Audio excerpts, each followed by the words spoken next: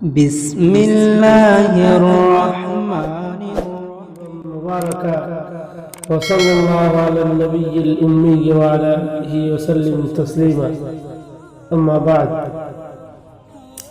সম্মানিত দর্শক, আমি আপনাদেরকে যে কিতাবটা অর্থাৎ পুস্তকটা দ্বারাই পড়াচ্ছি সেটা কিন্তু আসলে উর্দু ভাষায় লেখা।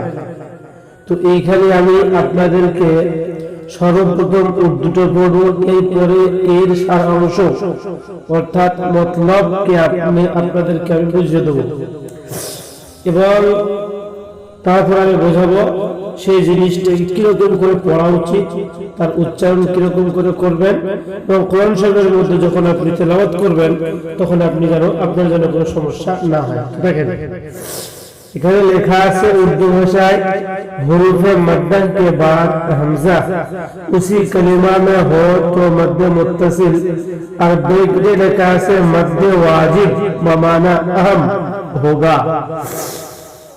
অর্থাৎ এখানে বলছেন যে হুরুফে মদ্দা के बाद हमजा उसी कलिमा में हो। হুরুফে মদ্দা আমি আপনাদেরকে আগে বলেছি যে তিনটে, আলিফ ওয়াও আর ইয়া।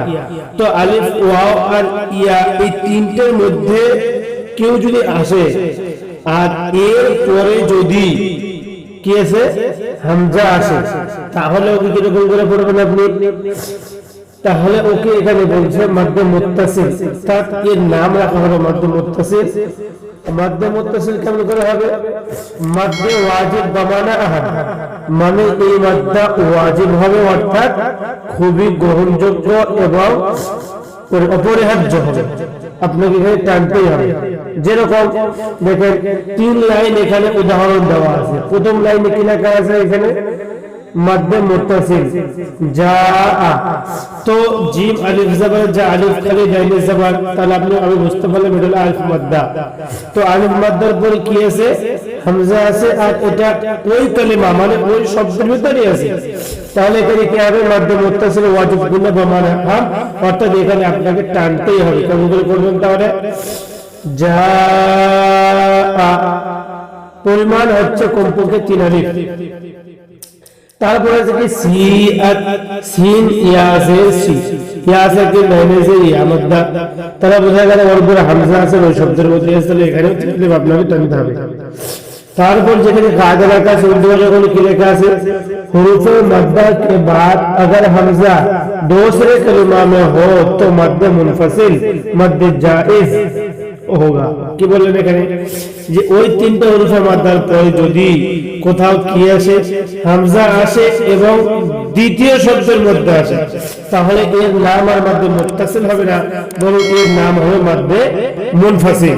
এখানে আপনাকে টানতে হবে আর এখানেও টানাটা দরকার। কি বলতেছেন? যেরকম ফি আমরিনা ফায়াজে ফি দিয়াজে কিনদাইনে জের ইয়া মাদ্দা, ইয়া মাদ্দার পরে হামজা আছে কিন্তু ফি ওই শব্দের মধ্যে নেই, ওই দ্বিতীয় শব্দ হচ্ছে একটা আমরিনা, সেখানে আছে হামজা। তাহলে আমাদের কি হবে? মধ্যে মধ্যে মুনফাসিল হওয়ার কারণে এখানে আমাদের কমপক্ষে 3 আলিফ টানতে হবে। তারপর তৃতীয় নাম্বার কায়দা কি বলতেছে? হুরুফে মাদ্দা के बाद হুরুফে মাদ্দা के बाद वाले हर्फ पर अगर जज़म या तशदीद हो तो मद्द लाज़िम होगा। एक अलिफ से जायद खींचकर पढ़ने को मद कहते हैं।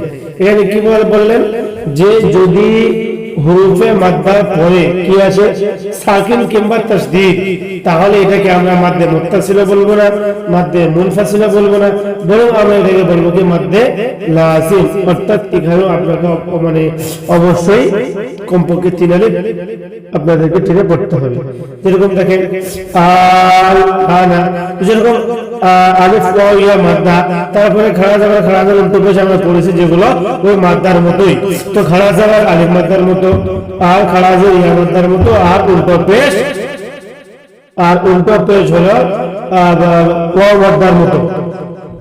তো যেহেতু এখানে আল আমরা দেখতে পাচ্ছি আলিফের উপরে খাড়া যাবার আছে, খাড়া যাবারটা আলিফ মাদ্দার মতো, তাহলে আলিফ মাদ্দার পরে কি এসছে? সাকিন এসছে লাম, তাহলে বোঝা গেল এটা মাদ্দে লাজিম হবে। আর মাদ্দে লাজিম কি হবে, ওটাও ওরকম কমপক্ষে 3 আলিফ 9 টেনে পড়তে হবে। তারপর কি বলেছিল যে জজম কিংবা তাসদীদ। তো হা আলিফ জবর হা, আলিফ আলিফ মাদ্দার পর কি আছে, জিম আছে, আর জিমটা কি আছে, মুশাদ্দাদ আছে, তাসদীদ ওর উপরে আছে, সেজন্য আমরা এখানে কমপক্ষে 3 আলিফ টেনে পড়ব। এটা হচ্ছে আমাদের কি বলে আরবি পড়ার একটা কায়দা নিয়ম। কোরআন পড়তে গেলে কমপক্ষে মাদের কায়দা যদি আপনি ঠিক মতো না পড়তে পারেন তাহলে কি হবে, কোরআন শরীফ পড়া এক শুদ্ধ হবে না, দ্বিতীয়ত কোরআন শরীফ শুনতেও ভালো লাগবে না। তো আমি চেষ্টা করলে আপনাদেরকে বোঝানোর, আপনারা বুঝে পড়ার চেষ্টা করবেন। আল্লাহ তাআলা আমাদেরকে কোরআন শরীফ শুদ্ধ তৌফিক দান করুন। আমিন।